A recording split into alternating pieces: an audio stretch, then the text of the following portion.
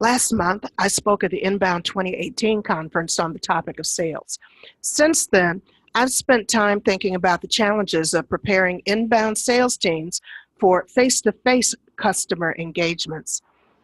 The reduced cost of that conference was over $1,000, so I can only imagine the booth investment and related collateral. Yet, a big topic of conversation around the floor was not just the variety of offerings, which of course was a draw, but the inability of the representatives to close a sale or even ask for it.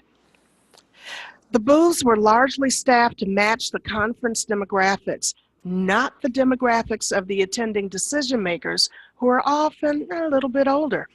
Instead, these costly leads were handed off to the telemarketing team, who's in the process of following up with the equivalent of a cold call with no reference other than a card that was dropped off at the booth. It's a big issue for companies who invest a significant amount of their revenue into marketing.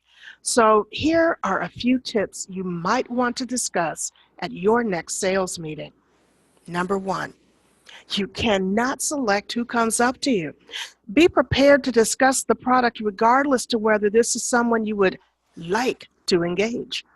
I call that communicating across gender, generation, and geography. Don't dismiss them just because you are not interested, unless your company doesn't need the sale. Number two, make notes. Sure, some are in it for the raffle, guilty, but a few well-recorded words can help make the difference between a cold call and a warm call. Number three, follow the script. There should always be specific points you can reference to keep the conversation flowing and the prospect engaged. Number four, ask for the sale. This will get you in touch with the real decision maker to help the process along, even if you're not prepared to close at the booth. And number five, regardless of your title, everyone is in sales.